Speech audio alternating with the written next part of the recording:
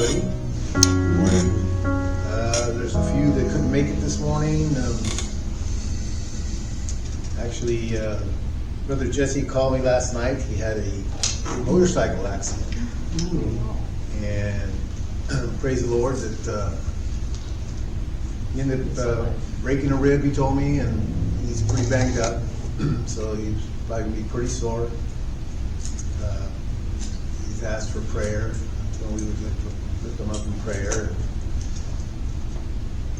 And then Sister Jenny, I guess she's having some difficulties this morning with her legs. So, and I know Sister Renee, she sent a text that she's out of town, the tourist. She likes to travel.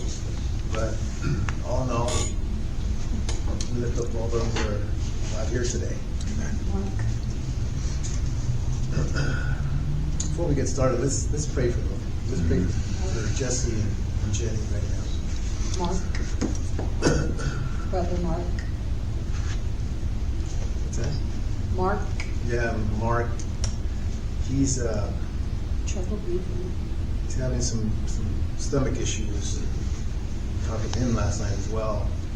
So he's contemplating whether to go to emergency or not. I told him you better go, better now than later, because he says he has an appointment December 17th. I said, well, you might not be around here December 17th if you don't take care of yourself. So let's just say a prayer for them right now.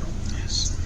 Father, we just come before you right now, precious Father God. We lift up your sons, Mark and Jesse, Lord, and our sister Jenny, Father. We ask, Father, that you would be with them right now, Father God. We ask, Lord, that your Holy Spirit would just go into their rooms right now, Father God, where they are, Lord, and that you would just place your healing hands upon them, Father. For with you, Father, anything is possible, oh precious Lord. We lift up Brother Jesse right now, Father, who's in a motorcycle accident, Father. We thank you that you protected him, Father. Yes. That he's still here with us, oh precious Lord. I know he's kind of upset and frustrated, Lord, doesn't understand why certain things happen, but they do, Lord. And we just know, Father, that you are with him, Lord, for you are his strength, oh precious Father. We ask, Lord, may you just continue to be with him, that he'd have a speedy recovery, Father God, and that he would be back here serving you soon, oh precious Lord. Yes. We lift up Jenny, Father, whatever is hindering her right now, Father, we just bind it in the name of Jesus, Father.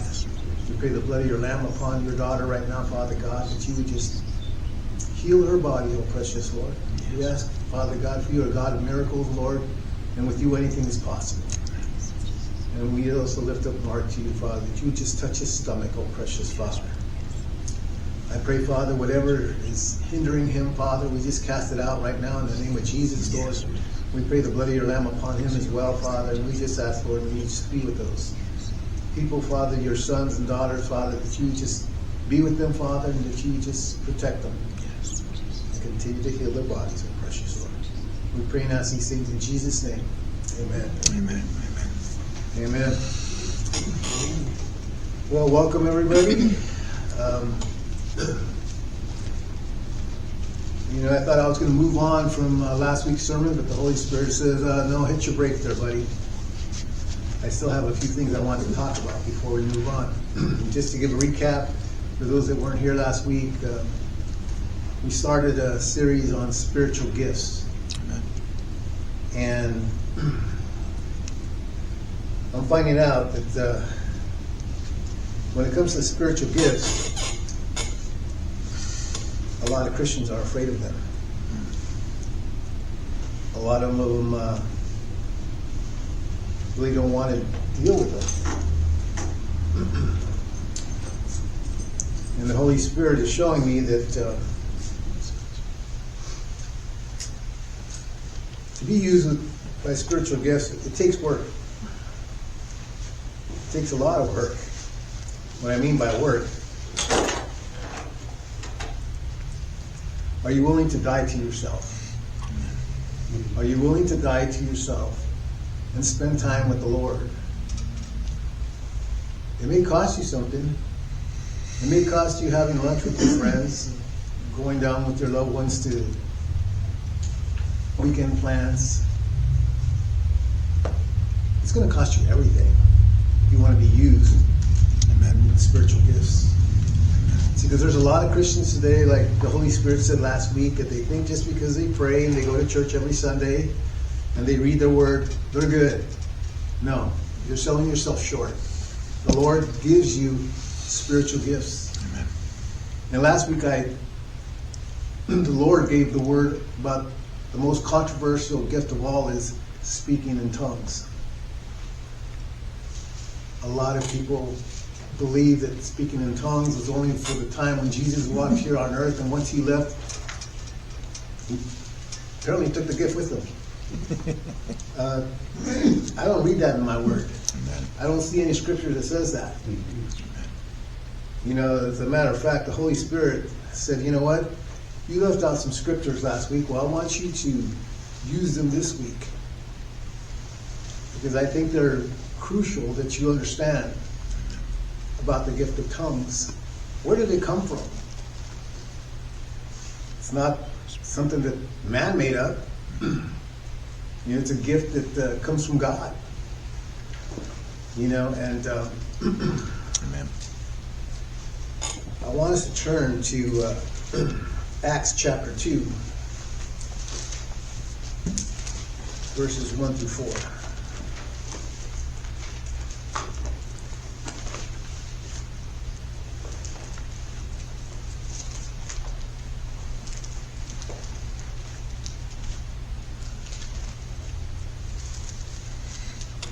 You know, last night I shared with my wife. I said sometimes I'm like a little kid just waiting for Sunday to come along just to see what the Holy Spirit's going to say. I said, because when I come up here, I totally depend on the Holy Spirit to speak through me. I'm getting fed just as much as all of you. Amen. And this morning I was like, okay, well, what? You still want to preach on the gift of tongues? I said, okay. I'm just your mouthpiece.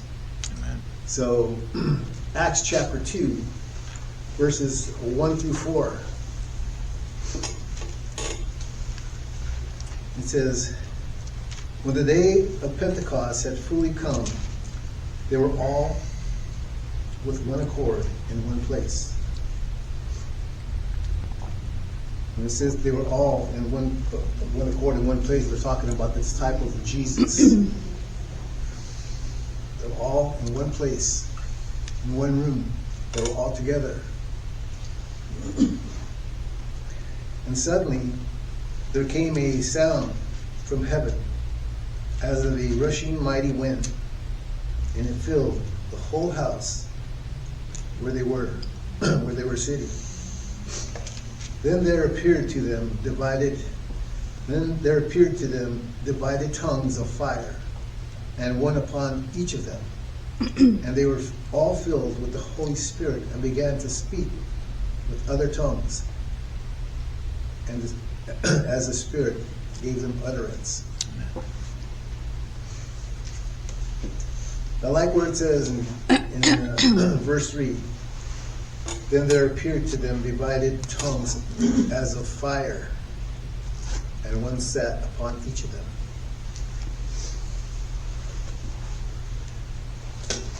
Last week, now this was me speaking, I said, wouldn't it be beautiful? Because I've been in churches where I've seen it happen, where someone speaks in the gift of tongues over here, and all of a sudden someone on the opposite side of the church stands up and has the gift of the interpretation of tongues. Would that not be beautiful to have that in this church? Amen. Amen. If you read on, you see the people down here, they were saying, hey, they're speaking in my language. The other ones say, no, they're speaking in my language. No, I hear them speaking in my language. Well, I've been seeking for the gift of interpretation of tongues. And there's some songs where they're singing in the gift of tongues. And this one song is talking about the Holy Spirit. And this pastor is singing to the Holy Spirit. Wants to know him. He wants to know him. I keep playing the song over and over and praying, Lord, give me the interpretation of tongues. I want to understand what people are saying when they pray in the gift of tongues. Give me the gift of interpretation.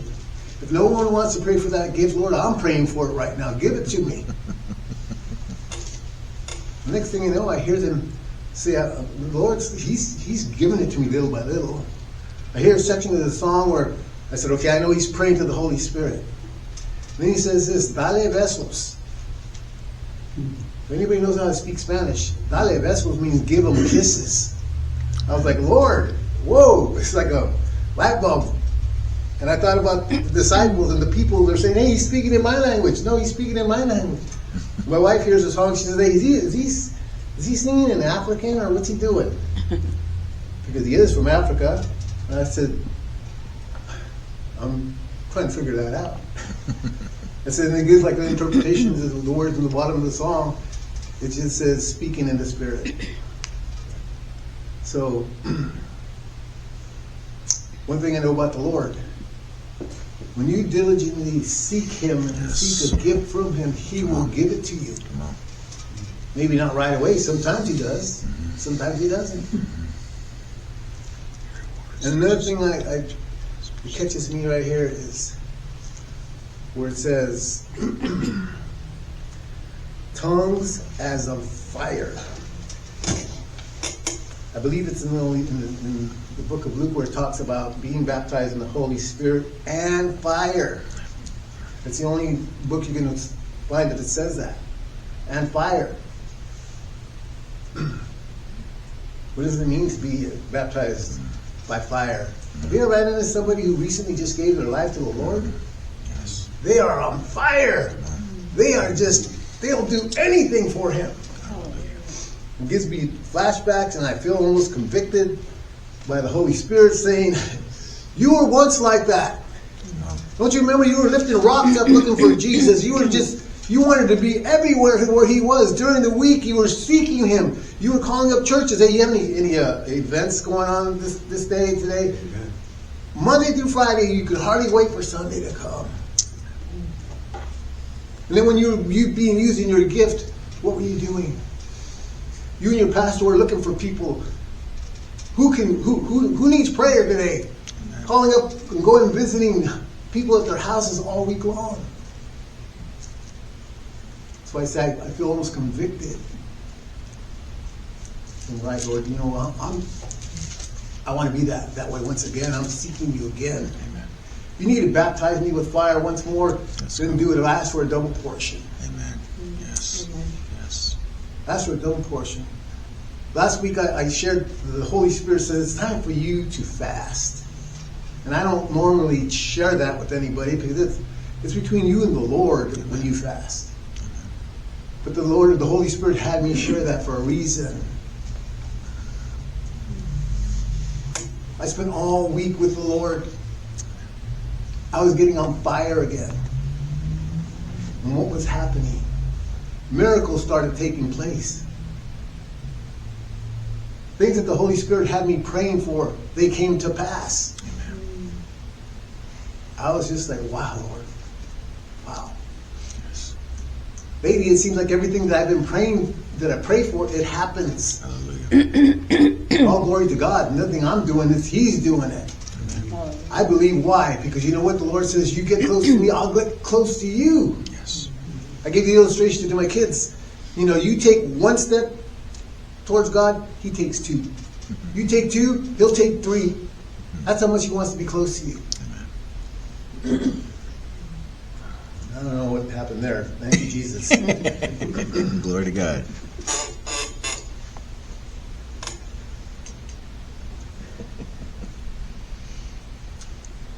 And let's turn to Mark chapter 16. Mark chapter 16, verses 17 and 18.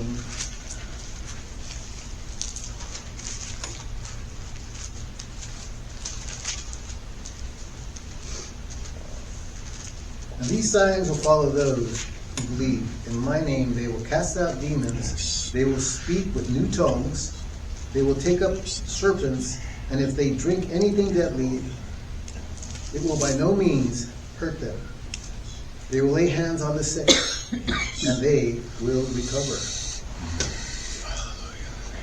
Hallelujah. It says here they will speak with new tongues. What do you mean? You know, I mean, the beautiful thing about this is Jesus speaking, because anytime you see anything highlighted and read in your Bible, that's Jesus himself speaking to people, or speaking to the disciples. So they will speak in new tongues. This is confirmation. The new tongues comes from God. It's not something that is made up by man or woman in some type of language that you can't understand. No, this is a gift given to us from God. Thank you, Jesus. And the thing is, it talks about the spiritual gifts. Because the Holy Spirit is the one who hands out the gifts. He's not going to say everybody is going to speak in the gift of tongues. No. He's not going to say everybody's a healer. Absolutely not. Everybody's a prophet. No. You read a verse where it says, my tree has many branches. And it gives the illustration about, is everyone a hand? No. You know, is the foot going to say to the hand, hey, I'm a hand? No, absolutely not. There's a lot of parts to the body. And the Lord gives these illustrations. And that's how he uses you. That's how the Holy Spirit gives certain gifts to certain people. Do you get to pick out the gift you want? No. But can you desire a gift and pray for it? Absolutely. Well, why do you say that? Because I know. Because when I was on fire, I wanted them all. I said, Lord, I want them all. I was praying for them all. And then a week later, okay, Lord, maybe not. Because I got overwhelmed. You want them all? I'll give them to you all. I was like, I'm out. Because when you get used in all the gifts, you don't have time for yourself at all. You're getting up and the Lord's going to say, you want all the gifts? Okay, this is what you're going to do today. You're going here, you're going there, you're going there. Before you know it, it's time to go to bed. And I'm like, wow, what were they supposed to do today? Your day is gone. Praise the Lord. You know? And can everyone serve God the same way? Absolutely not. A single person can serve God a totally different way versus a married person, and it's in the scripture. Because when you're married, you have your family, you have your wife, your pets, your family life.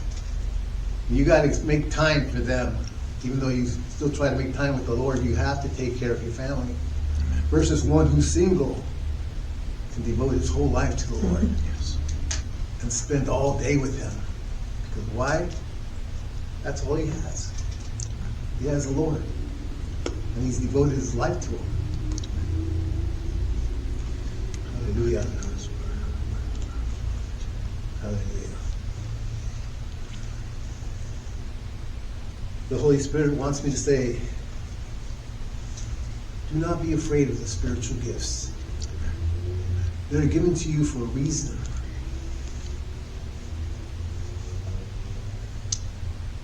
I'm going to say this. They're given to you to have an anointing power from the Lord. Without a spiritual gift, you're selling yourself short. You cannot do things that God would want you to do. You don't have a spiritual gift. That's why the Holy Spirit last week had said, everyone here has a spiritual gift. Pursue it. Yes. Find out what it is. Ask the Lord, ask the Holy Spirit, help me find out what my spiritual gift is. I want to know what my spiritual gift is. And when he reveals it to you, ask him to help you to use it. Okay, now that I know that my spiritual gift, show me what is it that you want me to do with it. Ask him to help you. And he will. Because God and Jesus, they don't lie. As Jesus left, he said this one thing, I'm not going to leave you as orphans. I'm gonna send you a helper. The helper is the Holy Spirit.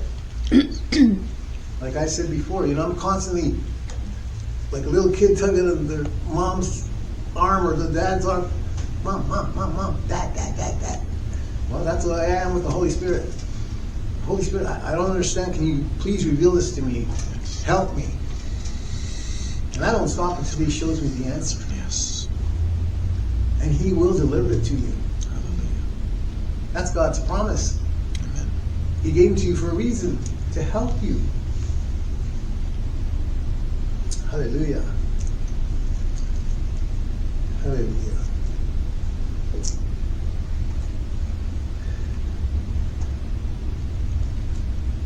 Well, now we're going to go to a different gift.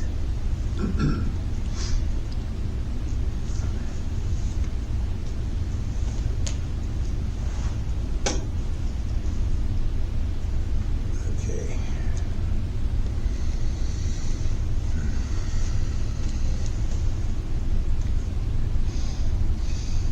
At first I thought we were going to, the Holy Spirit revealed to me that we're going to be speaking on the spiritual gifts probably for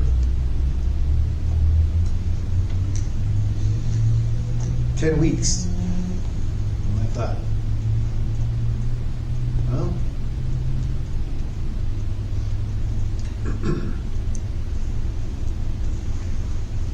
that kind of makes sense.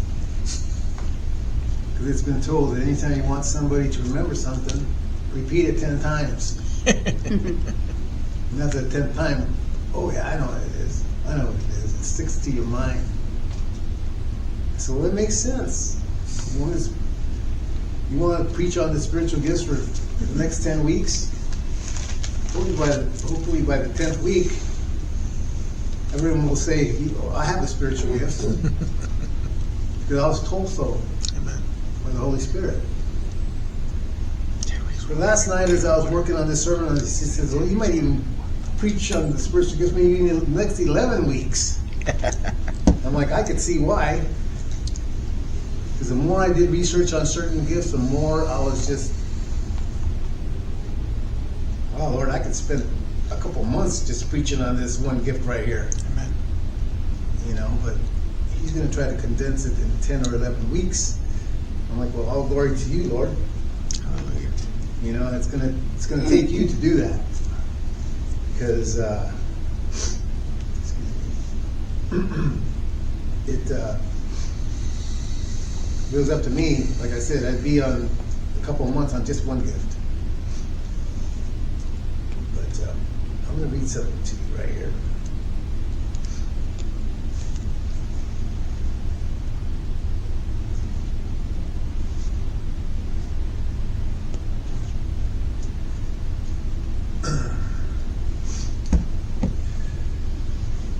The next gift I'm going to talk about is the gift of healing.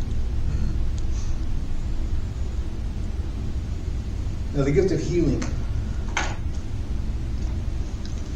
You think, okay, well, what makes you think you know so much about the gift of healing? Well, praise the Lord, all glory to Him, no glory to me, none whatsoever.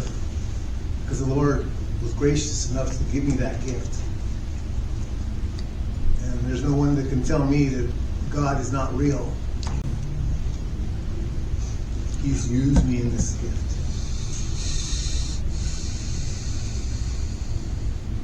Now there's the gift of healing and there's the gift of miracles. Are they both the same? No. But one thing it takes to be used in both of these gifts. This is a gift also. Faith. Without faith you can do nothing. Amen. Amen. Nothing. The Lord says that without faith, It's impossible. the works is dead. You can't do anything without faith. It's impossible.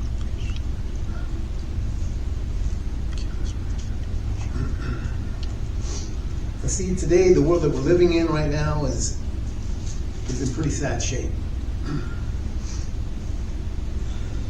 Because there's people out there doing things that are making God look bad. That's the world we're living in today. As I was doing my research, I wrote this down because it made sense.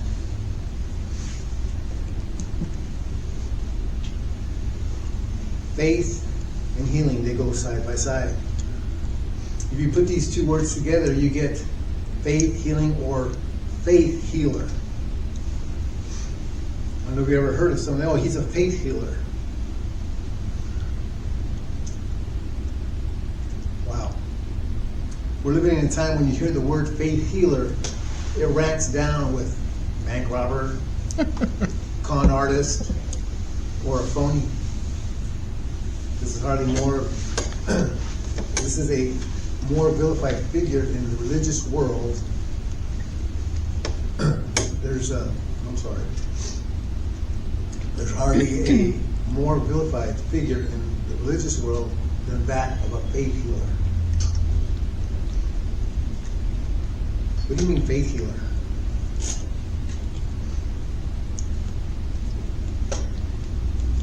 I've seen it in movies. And where do movies get their ideas from? Reality.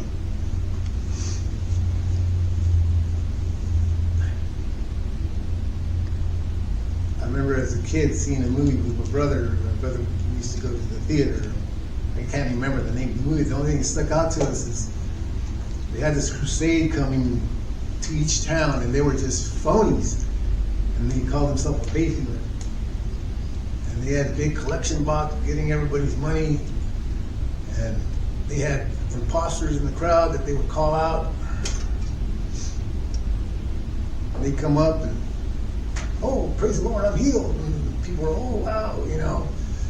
And somebody squeezed through the line that was actually crippled and on crutches. And the guy's like, get ready to run. And he put his hand, I said heal, I said heal. And the guy throws one crutch. By that time, the guy's already hightailing off the stage. He throws his other crutch away, and kaboom, he falls down. And these guys are heading out of town. They're phonies. Why does the movies make movies like that? Because they get that from reality. There's a lot of phony faith healers out there that give God a bad name.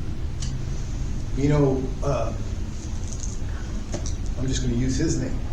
And I've always said this because people have come up to me when the Lord would use me in this gift. They would tell me, what do you think about Benny Hinn? I said, you know what? Benny Hinn is being used by the Lord. That's what I would tell them. Benny Hinn is being used by the Lord. I said, and anything Benny Hinn does, Benny Hinn is going to have to answer to the Lord. He's not going to answer to me. He's not going to answer to you. Well, do you think he's real? I said, I believe that Benny Hinn has touched some people's lives. As far as, do I believe his healing ministry is for reals or not? That's not me for me to answer. Like I said, he's going to have to answer to the Lord. I said, I just keep my eyes on the Lord, and I only do the things the Lord tells me to do. Yes. I said, because you know what? I'll never forget this. And this is why a lot of people are afraid of spiritual gifts. At the time, I was young in the Lord, on fire for the Lord, and the church that I was going to at the time, we had a special guest who was a singer, and he was in a wheelchair. And after he was done with his performance, the pastor said, hey, let's pray for the guests. And all of a sudden I heard the Holy Spirit tell me, go up to him and say, rise up and walk in the name of Jesus. And there was all kinds of people around. I walked up to the man and I stood there and I was like, I was dumbfounded. I almost like, what did you say, Lord? I said, say, rise up and walk in the name of Jesus. And there was a big crowd. When they saw me walk up to this man, everybody got around and started to look at me like, what's he going to do? And I stood there, and I just said underneath my breath, whispered it to myself, I said, and I just turned around and walked off, and all of a sudden I heard, that's not what I told you to do. And I just left it at that. The next day when I saw my pastor, he told me this. I'm not going to mention his name, but so-and-so said that God had told him when we were praying that someone's going to come up to you right now and say, rise up and walk in the name of Jesus. Amen. He goes, and nobody did it. Talk about a shovel of coals put on your head. I broke down and I said, Lord, please forgive me. I told my pastor that was me. And he saw I was devastated. He told me, you know what? The Lord will use you even in greater things. Don't worry about this. He says, just let it go. The Lord was the one going to do it, not you. You're just his instrument. You're his tool. He told me, don't worry about it. He goes, and besides, let's just say you did that, and the man got up out of his wheelchair and started walking. He goes, people probably would have tackled you and mobbed you and start saying, you got to do this for me, you got to do that. And he goes, the Lord knows what he's doing. He's grooming you. He's teaching you. And you know, there's some of the biggest miracles that took place that I didn't even know that they were taking place when I was being used by the Lord. After service one time, I just saw a lady with her hands up, holding her hands up, and I just went up to her and put my hand on her back, and I just said, Lord, in Jesus' name, whatever she's asking for, Father, I just ask that you just give it to her. In Jesus' name I ask, Lord. Hallelujah. Amen. And off I went. And this was after service. She was there by herself. And that's all I did. The following week, all of a sudden, here she comes with her little granddaughter, and then I see her walking towards me. She goes, there he is! And I'm like, who? I'm like, and she comes up to you, comes running up to me, she goes, I want you to pray for my granddaughter. I said, okay. She goes, wow, last week when you laid your hand on my back, I felt my whole spine go on fire. I felt it cracking. She goes, I've had back problems for I don't know how many years, she said. She goes, I was healed instantly. Glory to God. I said, you know what? All glory to God. He's the one that did it. Not me. I didn't even know that was even happening. See, God is the healer. Yes.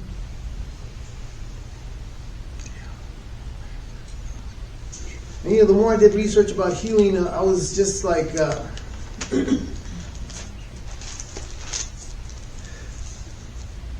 fighting about all these phony healers that are out there, giving God a black eye.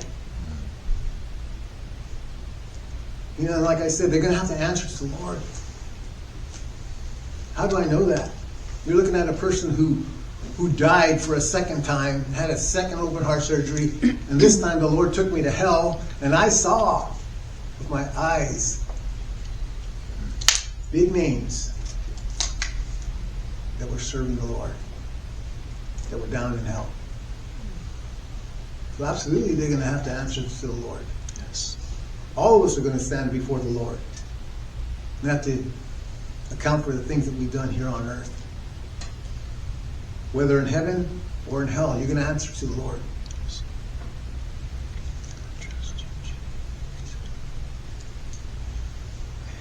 You know, after reading about all this phony healers and the phony gift of healing, I had to just share this story with you. I was saying to myself, wow, whoever wrote this, you know, I get what you're saying,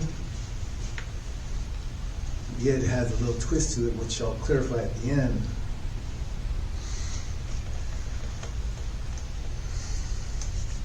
I believe this happened in 2011. It says,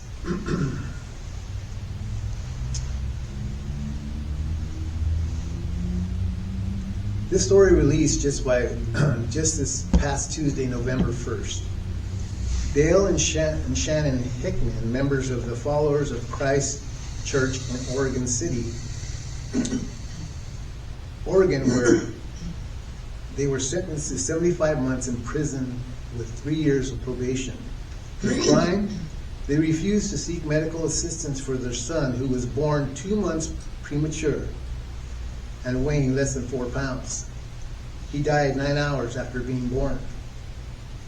Here's the exact wording of the press release. When I saw a press release, they love to add taxes. They have to add a lot more to the story. So how true this is? But in the case of the Hickmans, when their baby's health began failing after his premature birth, the father responded by praying and anointing him with olive oil instead of seeking proper medical treatment. During the trial, prosecutor argued that the couple had ample time to get medical assistance after the premature of their baby. Pediatric experts testified that if they had done so, the infant would have had a 99% chance of survival.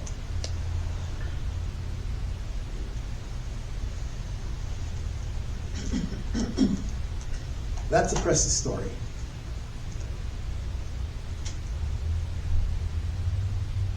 Now this couple here, if they really truly did that, as far as I'm concerned, I guess maybe they do deserve to be in prison. Because any parent can do anything for their child to make sure that they'll survive. Does the Lord use medical doctors and nurses to help you? Absolutely. How do you know that, Richard? Because I'm standing right here, right now. Because 2.5 months ago, I had open heart surgery for the second time. I caught a disease called Bartonella, which the disease alone would kill you. And yet, I went under the knife, under the surgeons that were performing this operation with the disease Bartonella. And after the fact, when I go see my surgeon, every single surgeon would come into the room, to the point where I'm saying, what's going on here? Something's wrong. What, the surgery didn't go right? I don't get it. And I'm still recovering from my surgery, and they told me it's going to take a long time, let alone the surgery in this Bartonella disease that I'm dealing with. And every time I go, every surgeon would show up. And I finally saw my cardiologist, who's 90 years old, and he tells you the way it is. He doesn't hold no punches. My wife asked him, why is it every time we come to see the surgeons that the whole room is packed? Last time I told him, hey, family reunion, let's take a picture. My cardiologist says, because you're lying. Amen. I said, what? Because you're lying. Amen. He goes, you should have died. I said, well, I did die. I saw myself on the operating table. I told him, I said, the only reason why I'm here is because of the Lord. He goes, that's right. Amen. He goes, you're a miracle. He goes, let me touch you. He goes, I want some of that. He goes, they can't make sense of what happened to you. Amen. He goes, because according to the medical field, you shouldn't even be here right now. I said, oh, glory to God. That's a miracle. Amen. Now these people were, because it's scriptural what they did is anointing their baby with oil and praying over them. I may even use that scripture right now in a little while.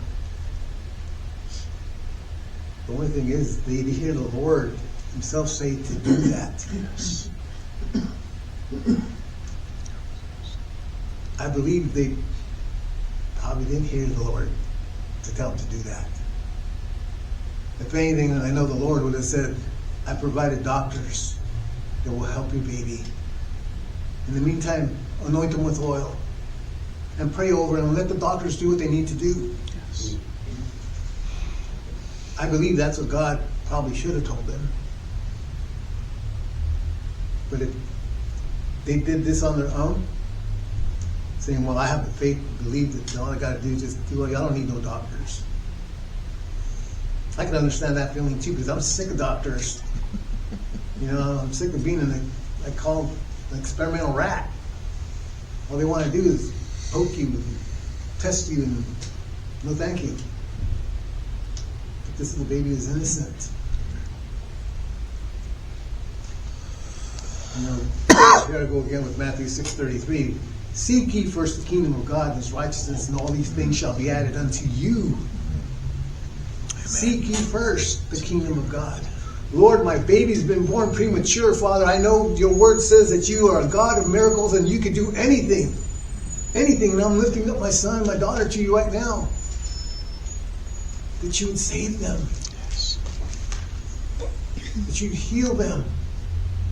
If you need to use these doctors, Lord, then guide the hands of the doctors that are going to perform surgery on my baby. That's what these people should have done. Because the Lord can use doctors. Yes.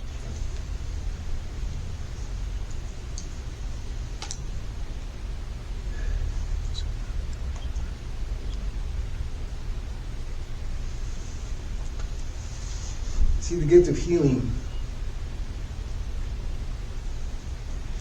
There's so many miracles that took place, and the people that were healed in the Bible. I said, Lord, I can't write all these down. The Lord tells me you don't have to write them down. You know more about the gift of healing than the scriptures. I will speak through you. I'll let them know what it takes for the gift of healing. Like I said before, it's going to cost you everything. Because I was on fire when the Lord was using me for the gift of healing. We were just talking about that in the last Bible study. I believe they were talking about camel knees. That means that you're on your knees so much praying to the Father that you're getting calluses on your knees because you're spending so much time on your knees seeking His face. And that's what I was doing while I was being used the gift of healing. I was just on my knees 24/7, seeking the Lord's face, asking Him, Lord, let my hands be your hands. Yes.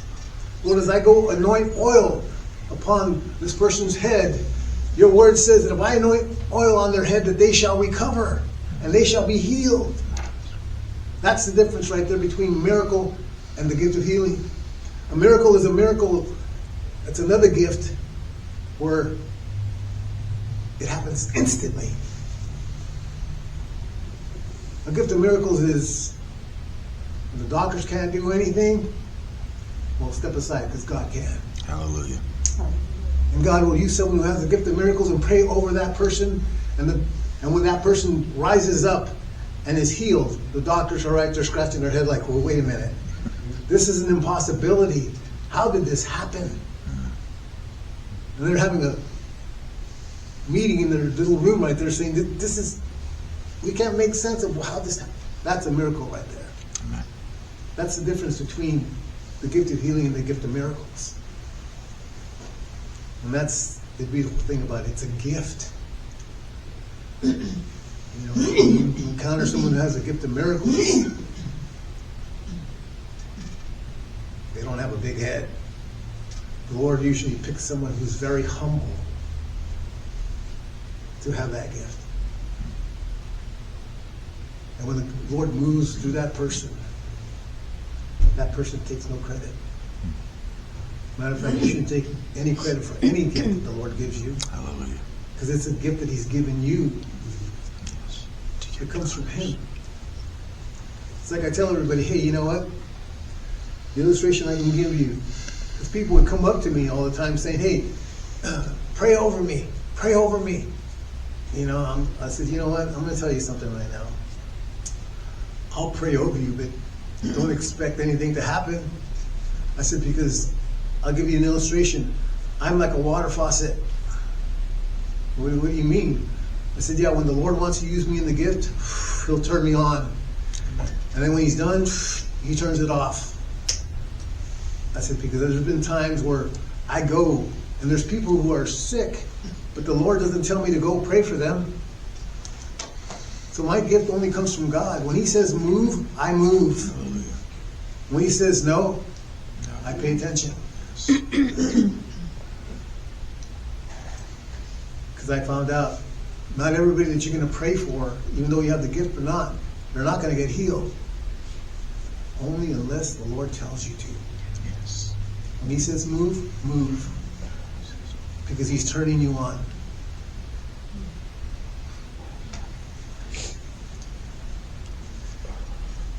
We're a little running short on time here. But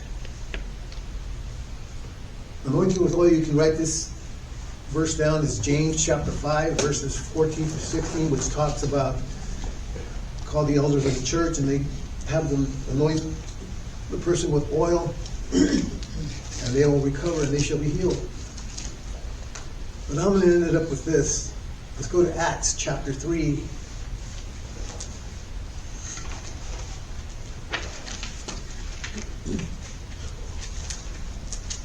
Acts chapter 3, verses 1 through 10.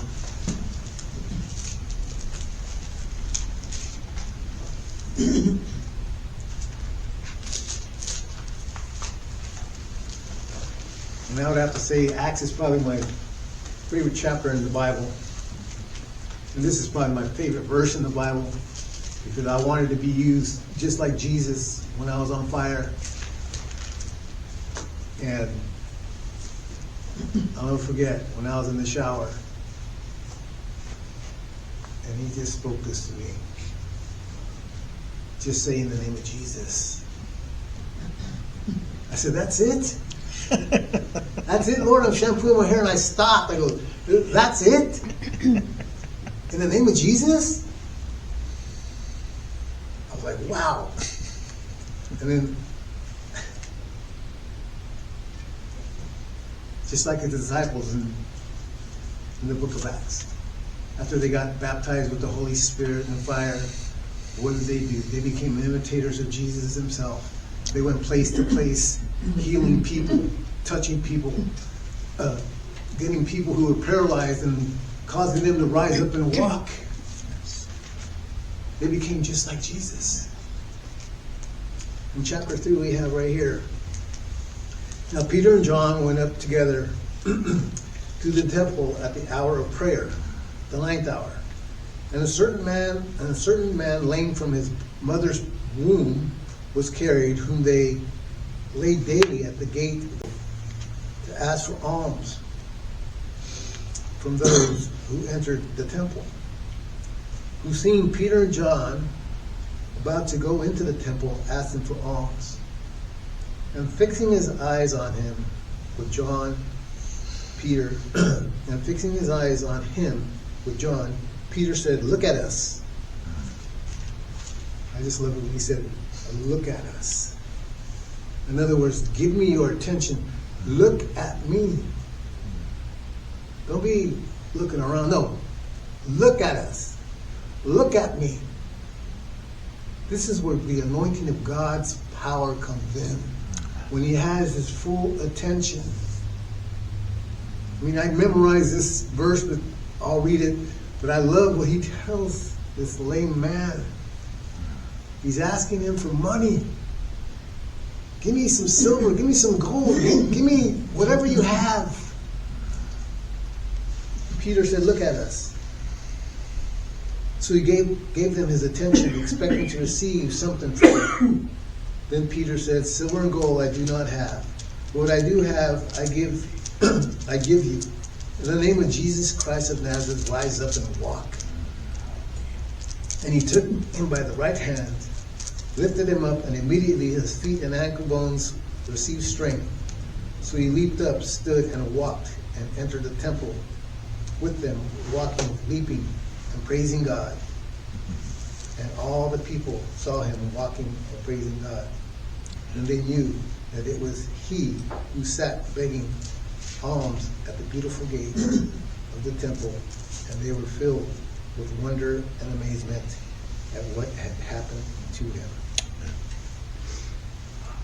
Praise God.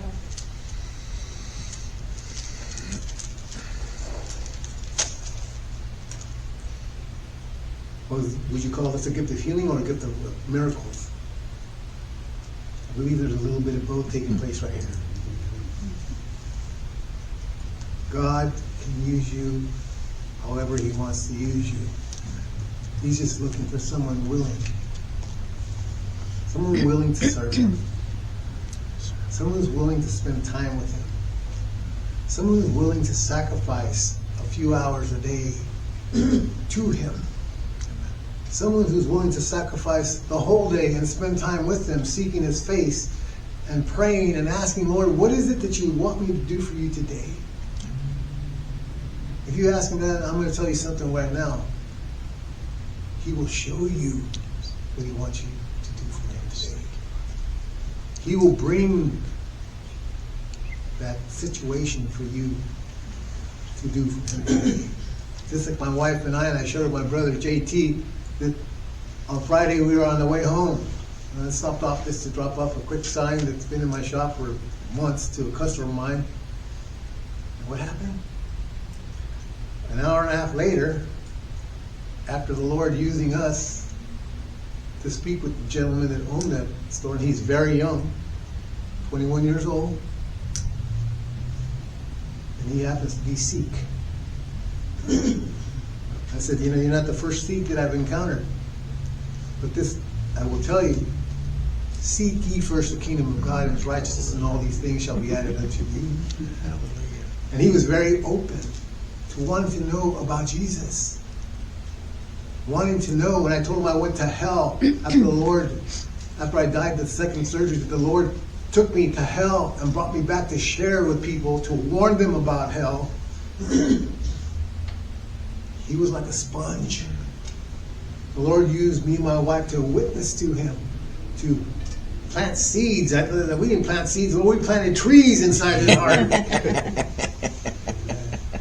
And he was very receptive, wanting to know who is Jesus. He says, because I only pray to God, God only. And he shared some crazy things. The Holy Spirit didn't want to offend him and take him off running, but he was sharing me, and all glory to you, Lord. Last week when the Lord had me pray and use gifts, I was praying for the gifts that He used to use me in all the time to refine them once again. All of a sudden, in the middle of the conversation, boom, the Lord just gave me a gift of prophecy. I said, you know what, I'm going to be bold, very bold right now, and tell you what the Lord is speaking to me right now about you. I said, you know what, the Lord is going to use you as a preacher-teacher. That comes from God, not me. And he says, wow, that's pretty crazy that you said that. He said, because we believe in the horoscope that tells you your life. And everything that has happened to me so far has been pretty accurate. But then reading that told me that in my later years, you're going to spend your life in the ministry. I said, yeah, well, the Lord's going to use you. And I also let him know that what you're doing is not of God. I said, when it comes to the Ouija board and horoscope, I go, here, they're right here like this, side by side. And he was afraid of having to go to hell. He was just like a sponge absorbing everything we were sharing. And that's a gift.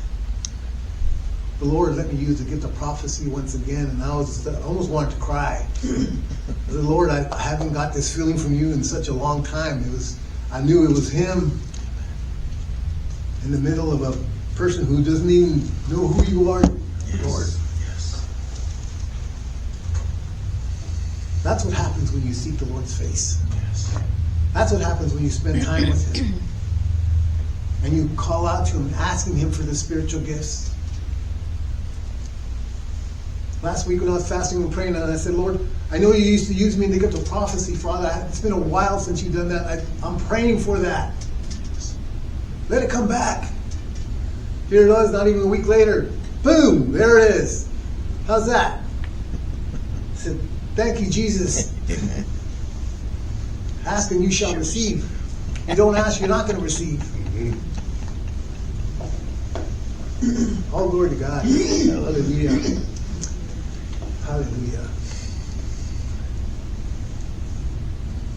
So the gift of healing. The gift of healing. It comes from the Lord.